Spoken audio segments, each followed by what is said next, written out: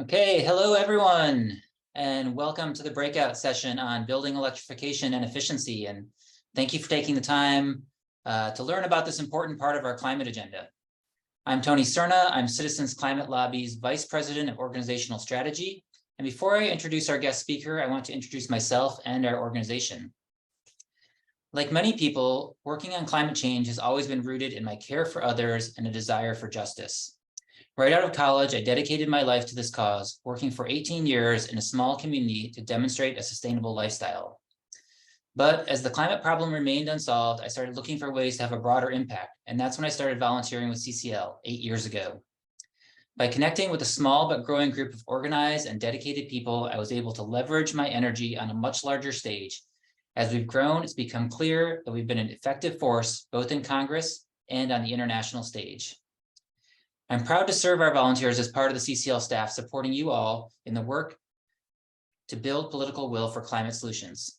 I'm excited by this new phase that CCL is entering in our policy agenda: carbon pricing, healthy forests, clean energy permitting reform, and of course, building electrification and efficiency. And I'm so glad that you're here today to learn and engage on these critical issues.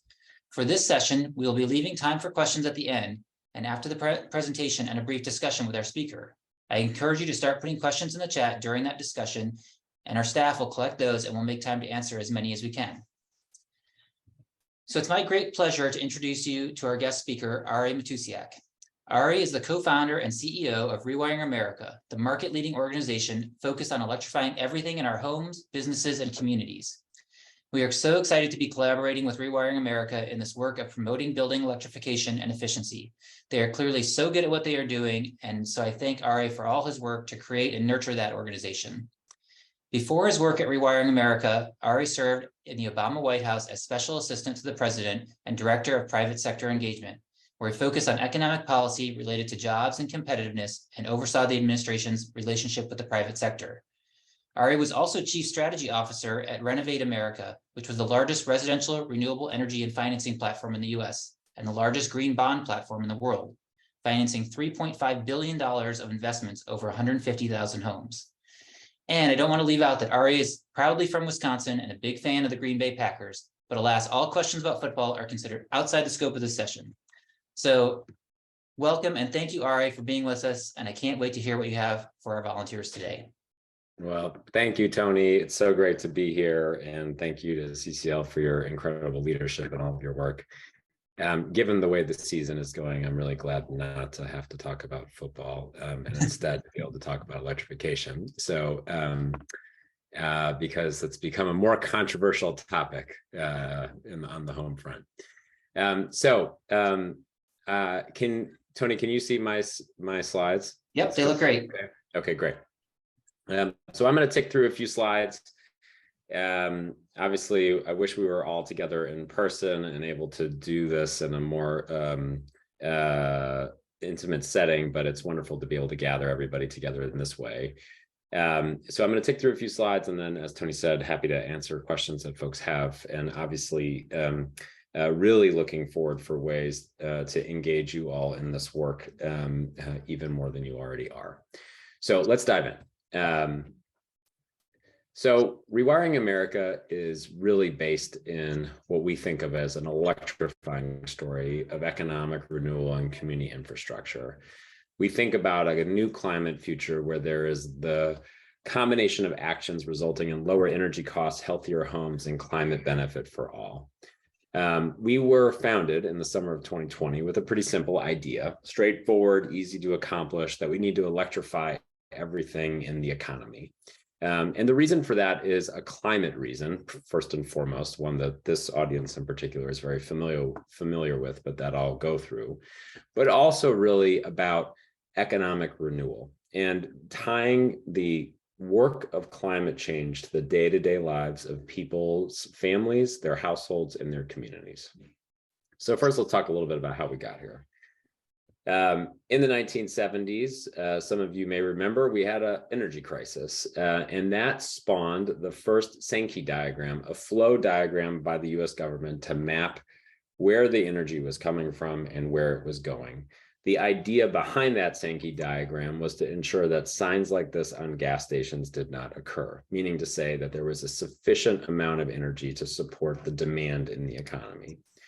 And out of that came a whole policy regime that we have been working toward improving over the last 50 plus years. Energy Star, stickers on our appliances, CAFE standards, which were the MPG stickers on our car windows.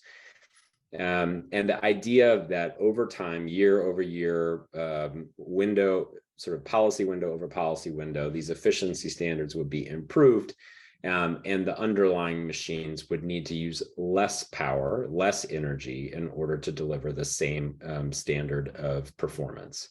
The idea, of course, being that the less we use, the more that we have, ensuring that there's enough supply. And we were told, of course, that waste is bad and efficiency is good, and that's obviously true. But the climate crisis, as you all know, is a different kind of crisis. You can't efficiency your way to zero. You have to get the fossil fuel producing machines out, because even the most efficient gas car is still an internal combustion engine car that uses gas. And so we took, in 2018, Saul Griffith, one of my fellow co-founders, took the Sankey diagram from the US Department of Energy, got a grant from the US Department of Energy to reform the Sankey diagram, mapping it down to 0.1% granularity, looking at the flows of energy from the generation side to the consumption side. That spaghetti-looking thing behind Saul is the product of his work, and it is the basis of which we started Rewiring America. Because what you uncover when you start to map the energy flows in the economy is that it really is about the machines. And electrification is, in fact, the way that we get at efficiency in a manner that is consistent with achieving our climate goals. The reason for that is that electric machines are actually 3 to 4 times more efficient than internal combustion engine machines because they give off less waste heat, or loss of energy in the transfer of power from the generation of that energy to its consumption. So it turns out when you take the mapping of the energy flows as Saul did, you find out that 87% of the emissions in the economy comes from energy generation and consumption. Some of the emissions are coming from other things like farms and refrigerants, et cetera. But really the vast majority, 9 out of 10 parts of the emission story is a story of energy generation and consumption. And 42% of that comes from decisions we make around our kitchen tables, the kind of cars we drive, how we heat the air and water in our homes, how we cook our food, dry our clothes, and where the power comes for those things. And it turns out that those kitchen table decisions round up to a significant number of machines, 1 billion of them, in fact, across our 121 million households, 1 billion machines that need to be replaced or installed as electric over the next couple of decades. That looks like all of these things. And it turns out that if we electrify all of those things, we actually have a good news story, not just for the climate, but for American families. Because the average American household, by our analysis, will save $1,800 a year on their energy bills if they cleanly electrify their homes. $1,800 a year is a lot of money. And it's a lot of money in particular in an economy where almost half, 49% of American households don't even have $400 in emergency savings. So if you think about $1,800 flowing back into households and across households into communities, each and every year, it actually means that electrification is in fact the largest opportunity for a wealth transfer from energy producers to consumers in the history of the country. This is how we think about electrification as the abundance agenda of our times. And it's one that we can do because it turns out that across each and every one of our homes and families and friends, networks and communities, we have the power to make a lot more of a difference than we perhaps thought. Because for a very long time, the climate conversation, apart from sophisticated, engaged citizens like yourselves, the climate conversation has felt like something that everyday folks didn't really have a way into. It was the world of Washington. It was the world of scientists. It was the world of people who were like engaged in the work. Whereas the 70% of Americans who are concerned about climate didn't really have a way to participate.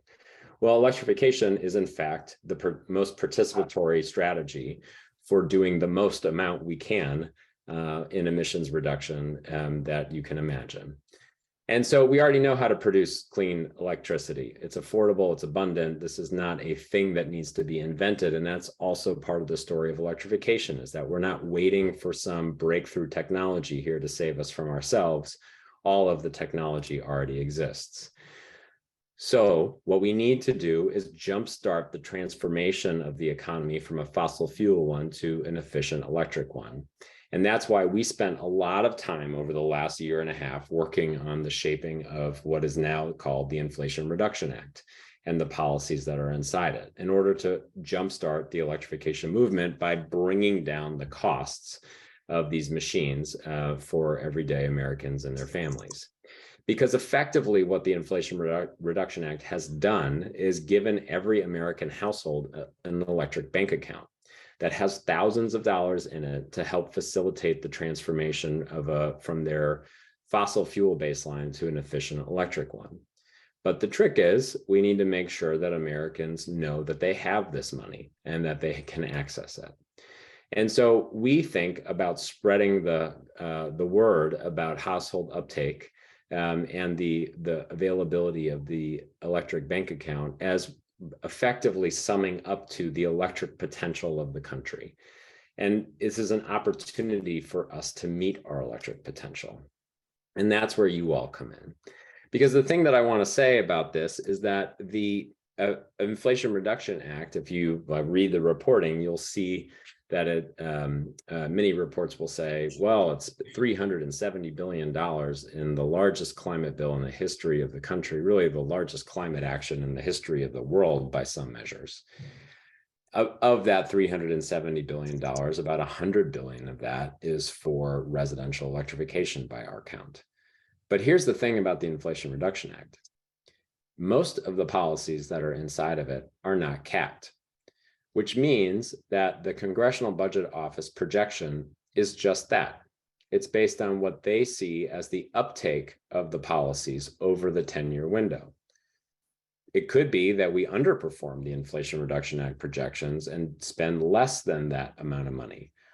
Or conversely, and the way we like to think about it, it could be a lot more. In fact, if you think about the 10-year window and say by the end of 10 years, we are where the planet requires us to be, which is that every machine that is installed and replaced from that point forward is an efficient electric machine. And you map your path back to where we are today. If you follow that curve of all the machines that would be replaced in the economy over the 10-year window to get to that moment in time 10 years from now, where every machine from that point forward is replaced as an efficient electric one, the Inflation Reduction Act would spend closer to $860 billion on residential electrification alone. That is a massive amount of opportunity.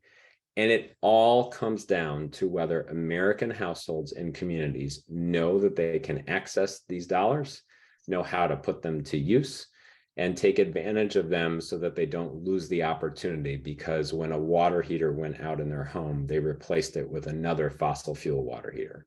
As soon as a household does that, it is basically foregoing the money in its electric bank account, because it will not make sense to buy another heat pump water heater to replace the fossil fuel machine that was just installed.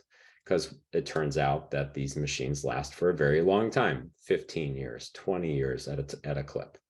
So we have the power to do all of this. And it's really about making sure people understand, are aware that you're spreading the word and that people are taking action. And that takes all of us. And so really, my message to you all is that you have massive agency in helping to spread the word to your friends, family, and neighbors to understand how and why to electrify. And we want to be your partner in that. You can contact your electeds, encourage your local officials to adopt policies supporting electrification. One thing to think about is, there's sort of a push on things like gas bans. Well, there's another version of this, which is to push localities to set targets for how fast we electrify. And in addition, also to go through their policies to make sure that they're not unintentionally charging people more for taking the electric path. Because ultimately for communities, it becomes a question of how much money they are going to access from Washington that's available to them. They can bring a bunch of money in from Washington if they make it easy for their households to participate. And if they bring that money in from Washington, it goes right back into the local economy, creating local jobs and opportunity for everybody.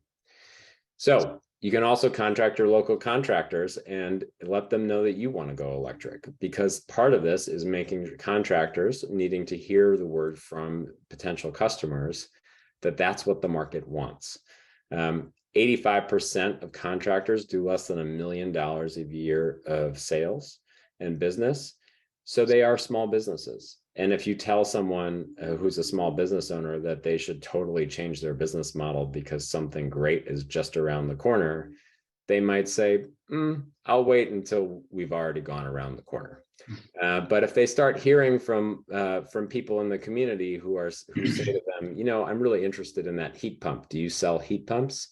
And they hear that enough times, they're going to know that the market is changing and there's an opportunity for them to take advantage of.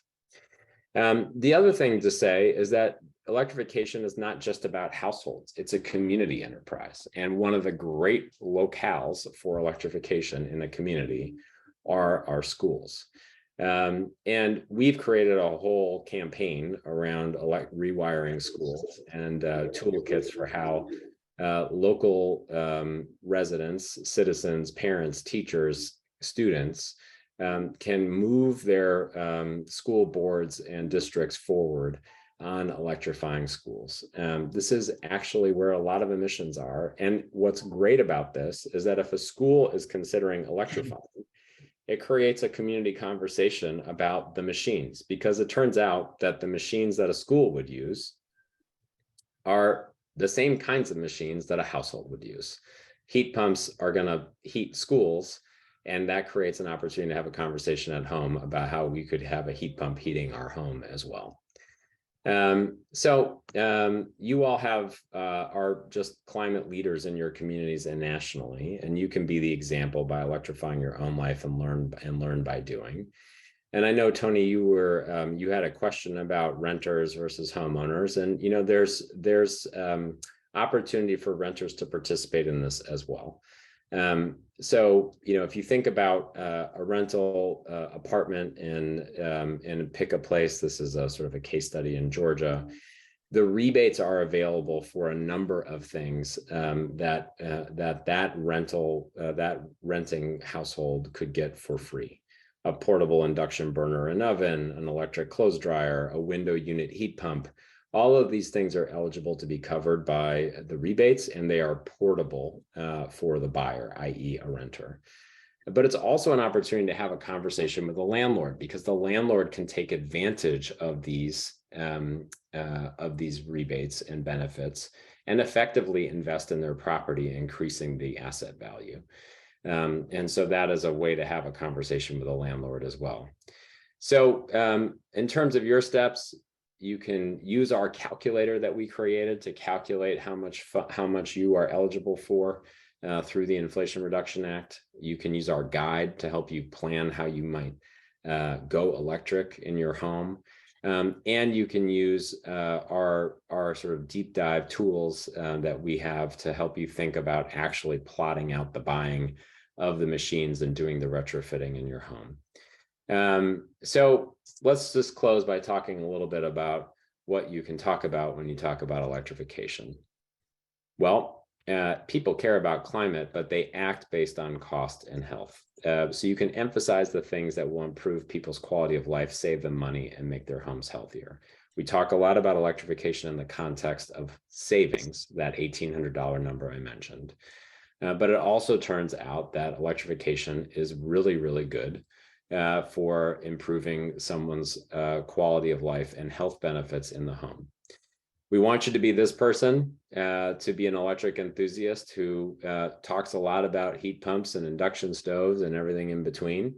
We need millions of them around the country, sort of leading the charge. And to really tell the story about how we can move forward with an overall message of abundance and optimism, as opposed to having to sacrifice and be negative.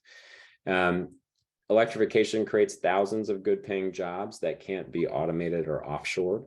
And that really creates like a reinvestment mechanism into communities. And as I mentioned earlier, it's good for our health. It turns out that 42% homes that use gas for cooking have a 42% higher incidence rate of childhood asthma.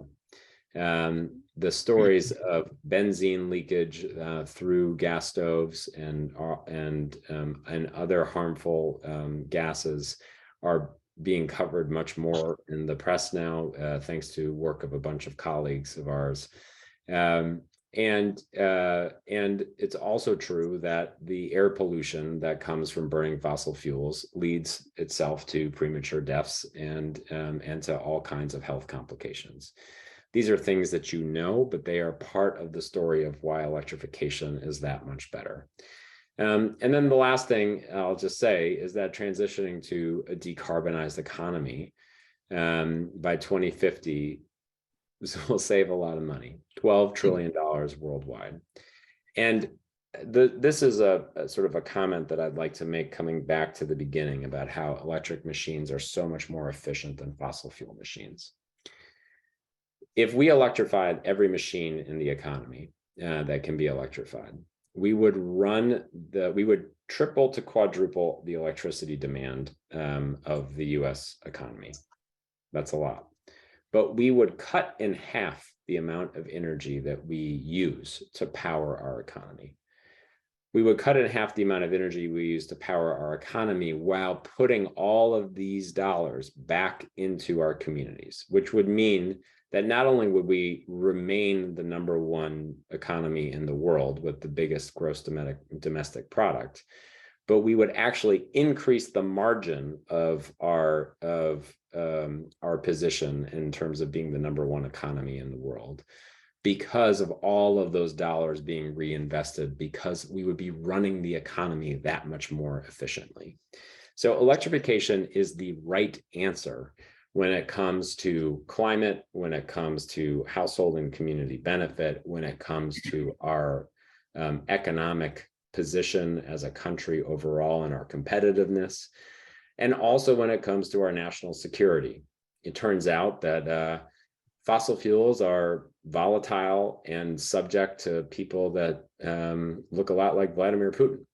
And we don't need to be dependent on people like that, nor should we be as a country, particularly when we have the option right in front of us to make this transition. So we're building the electrification movement at Rewiring America. We would love for you to join us. We have heat pump costumes if you want to be this guy. Oh, you can't be Mr. Heat Pump, but you can be like Mr. Heat Pump. I'll just stop there and really appreciate the time. Thank you, Tony. Thank you, Ari. That was great. And I'm sure our volunteers definitely want those costumes. So we'll have to get the kit for how to make that. I really loved what you had to say about abundance and optimism and the health and the savings effects and how important that is as an avenue for talking with your community, with people in your community, both at the school, at the elected officials, with your neighbors. I'm wondering if you find any difference in how you engage on this, whether you're in a urban area or a rural area, whether with conservatives or liberals. Do you see any difference in the way that you would engage people on these topics? It's a great question. I think from our perspective, it's really important that this does not become a culture war. And it doesn't need to be, because it's rooted in pretty common sense things. What we're saying effectively is that people don't need to sacrifice their quality of life. It will improve. And what we're saying is that these are not machines of quote unquote liberal elites, but machines that we just rely on in our day-to-day lives regardless. We all sort of depend on machines to heat our homes, to heat our water. We depend on machines to get us around. The question is just what's powering those machines? And it turns out that the electric machines are just better. And if we can make them better and more affordable on an upfront basis so that people can access the affordability on an ongoing basis, then that's something that should be good for everyone. And I'll just say, like, as a little bit of an anecdote, I'm a car buff, have been since I was a kid, when my dad got me a subscription to Road and Track magazine.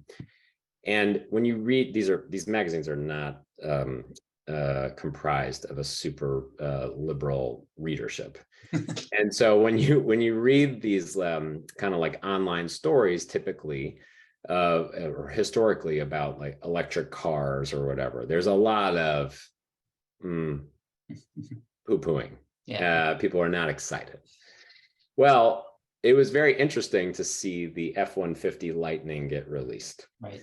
Because all of a sudden, all of the comments were, oh, this is a great truck. It's so much better than the F-150 I have, and it can back up my job site, and it can back up my home, and et cetera. It has more power, and it can tow harder. So I think there's like I don't think you have to sort of give up any ground whatsoever when it comes to the transition that we're talking about. Right. People pretty universally like to save money. They pretty universally like to not be dependent on, foreign dictators. And they pretty much universally like to have better quality of life and health outcomes for their kids and their families. And that's really what we're talking about in the end. The climate stuff is the upshot of all of the other stuff. And right. So it doesn't have to be the argument for why someone makes this transition. Right. So there's a lesson there that you don't always need to lead with climate. That can come in later into the conversation. I'm curious, you mentioned, elected officials, and I'm wondering if you could say more about your mayors and elected official coalition, and what our volunteers could be asking their city council members or their mayors to be doing, like, both to join that coalition, but even beyond that, what else they could be asking. Yeah, well, so that's a great question. So we do have this local electeds for electrification coalition that's growing. It has, I think, about 150 members at this point. And we'd love to have every community in the country have representation in that coalition. And that coalition itself becomes sort of a community where people can exchange ideas and have best practice and all the rest. But when it comes to what a community can do, what I would say is that there's I would sort of position the conversation in an affirmative way. So if you go onto Rewiring America's website and go to our maps page, you can find out what the electric potential is for your community, i.e., how much money can come to your community through the Inflation Reduction Act. So one thing to do in partnership with local governments that doesn't cost them anything is for them to rally around the idea of educating residents about going electric. Mm-hmm. Because all that does for a local elected official is bring money from Washington into the community, spurring local economic activity. That's one thing to do. The second thing to do, which we would be eager to partner with folks on, and are going to create some tools around this in the year ahead, is to help localities effectively plant the flag on goals to go electric and to get sort of to the uptake that they need to get to. And then the third thing, as mentioned, is to really kind of clear out the underbrush of policies that are unintentionally or intentionally, depending on how they were passed, causing more cost to going electric than is needed. So an example, I talked to a contractor years ago in Colorado who told me that one side of the street where he worked, the price of solar was $1,000 more than the other side of the street.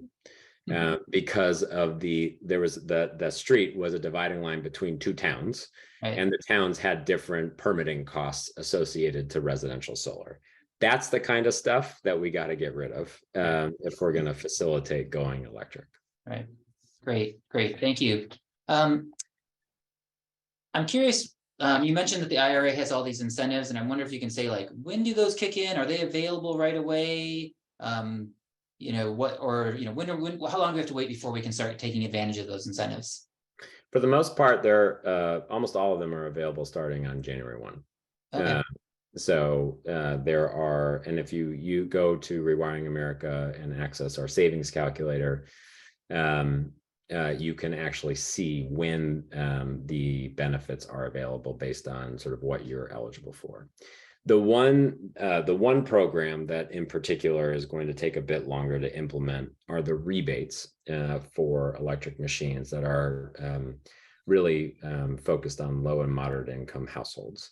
And the reason for that is that it's a new program, and it's going to take longer for the Department of Energy to just sort of write the rules and partner with the state energy offices to get the dollars out the door. And so we're expecting those kind of in the middle of 2023. But everything else will be available as of January 1. Okay, great. And for people who aren't in the position right now where they're ready to replace an appliance or upgrade their home, or are there things they can do now to get ready for that? Even if it might be a year or two before they're ready to make that bigger plunge? Yeah, I think the way I think about this is that every sort of decision that we make toward an electrified future state facilitates every subsequent decision. So what do I mean by that? If you are, let's say you know that you're going to be getting a car in a couple of years.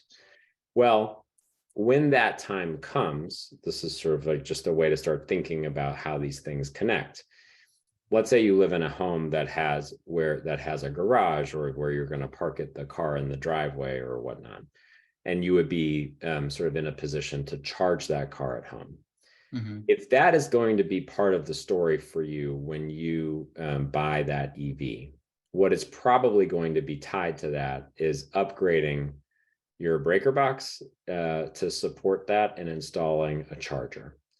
If you're going to install the charger in your home at that time, it would be a really great idea to also run wires and put a 240 volt outlet where your water heater and your furnace are.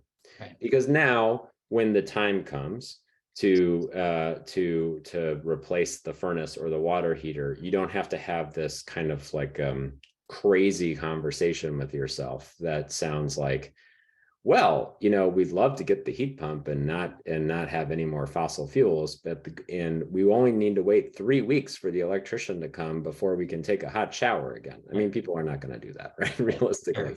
Sure. So to say another way, this is a way to like take a bit of like an inventory of your house. Like, what is going to be required in order to make your home electric ready? Right. And those are the things that you can start planning for in order to make the subsequent decisions pretty straightforward and common sense. Right. I like that, electric ready. I love that phrase. So I'm going to go to some of the questions from our volunteers from the audience. One question is about, as cities move to mandate electrification or encourage it, how do we make sure that they don't choose inefficient electrification technology like baseboard heating? Is there some way to really make sure that they're focused on, you kept saying efficient electric machines, and I'm just wondering, like, how do you make sure to encourage that? Well, this is where the good news about the Inflation Reduction Act is that it only supports efficient electric machines. So heat pumps, not baseboard heating. Right. And so that's like basically cohering to what the policies are in the Inflation Reduction Act will get you exactly to where you need to be on that regard. Great. And then some people are asking, if I live in an area where a lot of the power is still from coal or gas, like, does it still make, sense to electrify my home and my car? Can you say anything more about that? Yeah, it's a great question. So it turns out that if in every case in every utility district in every state in the country, electrifying the machines in your home results in an immediate carbon savings to the community that you're in, even if your community is creates electricity through more dirty means. The reason for that is because fossil fuel plants are themselves highly pollutive, and there's a significant amount of methane leakage that comes from the transmission of that gas to your home. The combination, and then the fossil fuels are being burned in your home properly. Mm-hmm. So that is all of that creates a significant fossil fuel emissions. And so electrification sort of is on a straightaway basis, emissions reducing even in the dirtiest places. But the other thing to say about this, and it's important, is that the way we think about these machines is that they are appreciating climate assets because they last for 15 plus years. And as such, when you just start to think about the transformation of the grid, over that window, we know already that there's going to be significant retirements of coal-powered plants, and they are going to be replaced by renewable and clean energy-powered plants. And we know this because the economics have made it clear that it is no longer economic to build coal-fired plants in the United States. So as a result, over that window of time that machine is operating, it will become more climate productive on a year-over-year basis as the grid starts to transform. And so that's another thing to say. That's great. It's like putting money in the bank and, earning interest over time. People are asking some questions about getting the word out, especially to contractors. And so I'm wondering, does Rewiring America have information that people can pass along to contractors? Because sometimes they're still in a place where they're saying, you don't want one of those heat pumps, or you should get this gas furnace, or, whatever. And I don't know if there's materials you have that can be shared with contractors. Well, we're going to have a lot more of those, but yes, you can go to rewiringamerica.org and go to our calculator, and inside of the calculator is itself useful for contractors to see because it helps them start to think about what's available. But the calculator contains inside of it a bunch of material, a bunch of information about each of the machines and why they make sense and all the rest. And Rewiring America recently, over the last couple of weeks, just acquired a website called carbonswitch.com, which is kind of like the wire cutter for electrification. So you can also go to Carbon Switch and start to get reviews on machines and sort of how they work and all the rest, and learn more about that. I do want to, I'm getting like some direct messages. If I could just sort of like answer a couple of them quickly. Sure, go for it. So the IRA does not subsidize electric resistance heat. It is for efficient electric machines only, like heat pumps, which is good. And the good news about these machines is that the technology is available today. Now, there are the like classic story that we're hearing across the economy around supply chain issues and all the rest. So heat pump manufacturers are needing to scale their manufacturing. In fact, part of what we advocated for that is in the Inflation Reduction Act is money through a wartime tool that the wartime authority that the president has called the Defense Production Act, to invest in manufacturing of heat pump facilities here in the United States so that they can be competitive in the market. And the other thing to say is that today's heat pump is not like your grandfather's heat pump situation. So it is true that, a couple decades ago, heat pumps were only worked down to like kind of a more moderate temperature, and they were inefficient below that. That is no longer true of heat pumps today.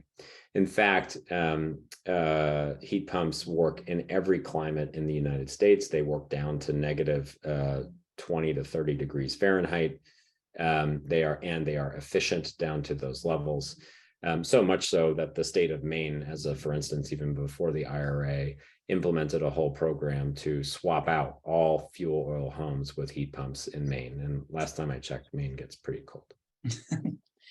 Yeah, now you mentioned a few times like $1,800 in savings. I assume that's like a per year savings for the average household. Can you say anything about what the upfront costs are for people to make some of these shifts, and then and the money from the IRA, like, does that cover most of it, all of it, just a small fraction? Can you say anything about like that, or like what the payback period is to make that this kind of shift? Yeah, so it really like the sort of like the headline there is that it depends a bit. It depends on what we're talking about, and it depends on your circumstances and what you're eligible for. If you are a low and moderate income household that makes less than sort of 150% of area median income, which is like a technical term, but if you make sort of call it in below $60,000 a year, you can actually get the rebates that up to $14,000 that will pay for everything, pay for 100% of the costs. And so in some cases, depending on what you're going to do, it could actually cover all of the costs. Okay. But the way that I think about this is, if you were saying, you know what, because of the climate and because of this thing I heard about, I'm just going to rush out and go buy some new stuff, even though I have perfectly fine stuff. Now you're in like a conversation that sounds, Tony, like what you were talking about, like what's the payback period and how do we think about that?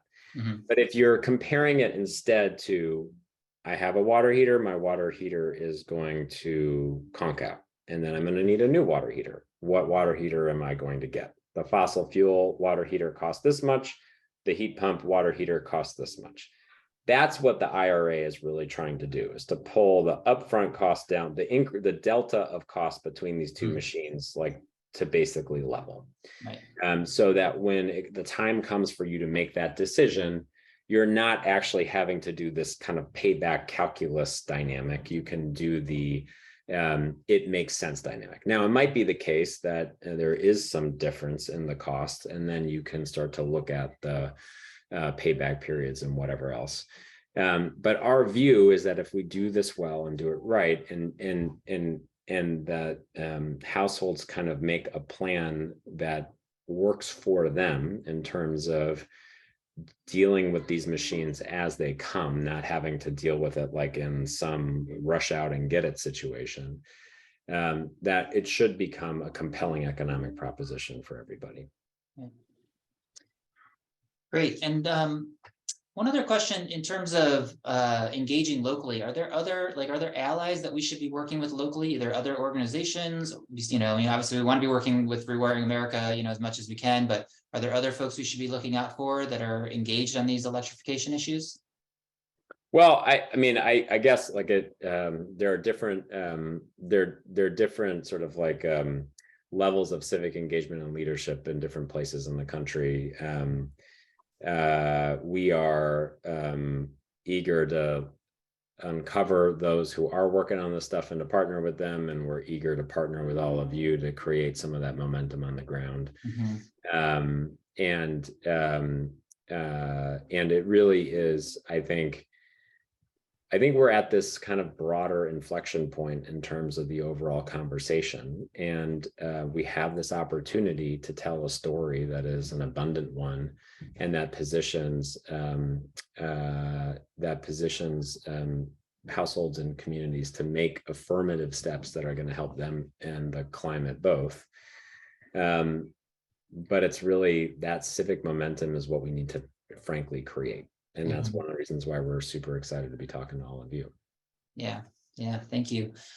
Well, I think we are just about out of time. I'm so glad that you were able to be here to speak with our volunteers. I'm looking forward to partnering. We're going to be pushing out materials to our volunteers so that they can be out there in their communities tabling and talking about electrification, and there's just so much we're going to need to be educating ourselves and then educating our communities. And we're so glad to have Rewiring America to provide that kind of materials for us to build upon.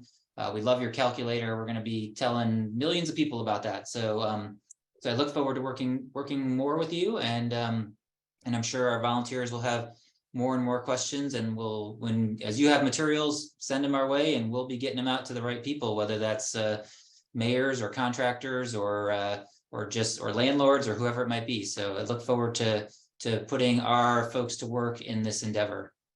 Well, thank you all so much. You all are the ones who are the leaders here. And however we can be supportive and helpful, we would love to be. Please join us in all the ways, and we are so happy to be joining you and following your lead. Great. Thank you so much. And thank you everyone for joining this breakout session. We now have a 10-minute break before the next plenary session starts back on the main webinar line at 3:55 p.m. Eastern Time, 12:55 p.m. Pacific Time. So you're going to need to leave this meeting and find your way back to the main webinar. You can go to the conference website at cclusa.org/fall conference. There's also going to be instructions in the chat. And at that plenary, we'll be covering different ways that chapters can jump in and engage on our policy agenda, including some of those new tabling resources I mentioned, how to form local partnerships, grass tops, sign-on letters, and more. And we'll be hearing from members of Congress, so don't miss it. And again, thank you for being with us, Ari, on this Saturday, and we look forward to working with you. Thanks, everyone. Thank you for listening to this episode of Citizens Climate Lobby's training program. You can tune into more episodes anywhere podcasts are available. Inspired by what you heard today? Join Citizens Climate Lobby to advocate for bipartisan climate solutions. Go to community.citizensclimate.org to find more trainings, resources, your local chapter, national action teams, discussion forums, and more. Be sure to like our Facebook page and follow us on Twitter and Instagram at Citizens Climate. We also invite all of our listeners to subscribe to our YouTube channel for more inspiration. Like what you hear? Recommend us to your friends and make sure to give us a 5-star rating. It helps us show up on other listeners' feeds. Feel free to pass on any suggestions for future episodes in the comments as well. And together, we are creating the political will for a livable world.